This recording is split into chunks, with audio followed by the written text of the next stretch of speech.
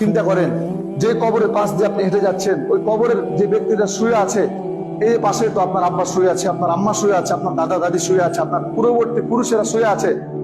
চিন্তা করেন, আপনি আজকে পাশ দিয়ে চলে যাচ্ছেন, একবারের জন্য খোঁজ খবর নেন না কি অবস্থায় আছে। Same to same same. Next 20 বছর পর, পরবর্তী 20 বছর পরে আপনার সন্তান যাবে, আসবে, আপনি শুয়ে থাকবেন, সেম টু সেম। কবর হচ্ছে এরকম ঘর। কবর নিজে প্রতিদিন প্রত্যেকটা মানুষকে বলতে থাকে যে আমি হচ্ছে অপরিচিত ঘর, আনা বাইতুল গুরবা, আমি অপরিচিত ঘর, এখানে কোনো পরিচয় চলে না। আপনি কে, আপনি কোন লেভেলের, কোন ইঞ্জিনিয়ার, কোন প্রধানমন্ত্রী, কোন আলেম, কোন জালেম, কোন নবীর মেয়ে, আল্লাহ রাসূলদের পয়গম্বরদের মেয়ে, তাও চলে না। কবর নিজে বলে প্রতিদিন একটা মানুষকে প্রতিনিয়ত যার যেখানে দাফন হবে, যার যেখানে কাফন হবে, প্রত্যেকটা কবর প্রত্যেকটা ব্যক্তিকে বলতে থাকে আনা বাইতুল কুরবা, আমি অপরিচিত ঘর, আমার কাছে আসতে হলে হিসাব নিকাশ করে আসতে হবে। আনা বাইতুল দুন, আমি হচ্ছে সাপ বিচ্ছু পোকা মাকড়ের ঘর।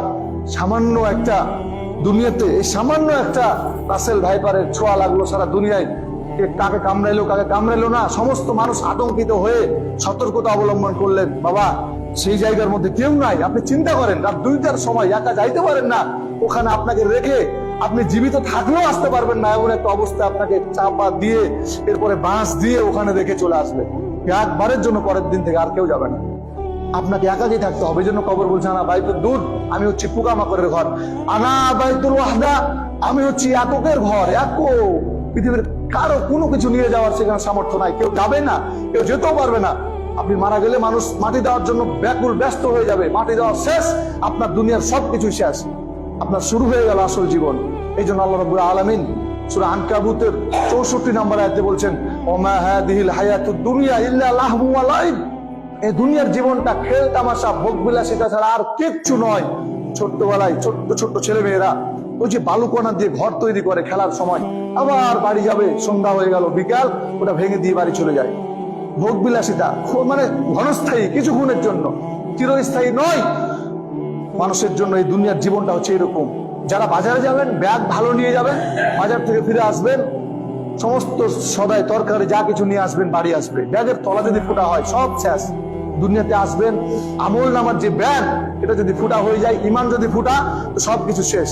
ইমান সব ঠিক আছে, আপনার সবকিছু নিয়ে সেখানে যেতে পারবেন। আর দুনিয়া মাজরাতুল আখিরা, এটা হচ্ছে দুনিয়ার একটা বাজার, আপনি বাজার করে নিয়ে যাবেন আখিরাতের জন্য এখান থেকে। এই জন্য কবর এরকম ভাবে আপনাকে ডাকতে থাকে। সেই জন্য কবর হচ্ছে একাকী ঘর, কবর হচ্ছে আনা বাইতুল গুলমা। কবর এটাও বলে যে আমি হচ্ছে অন্ধকারের ঘর, কোনো বাতি নাই, কোনো লাইট নাই, কোনো কিছুই নাই, অন্ধকার আচ্ছন্ন হয়ে আপনাকে একাকী জীবন যাপন করতে হবে।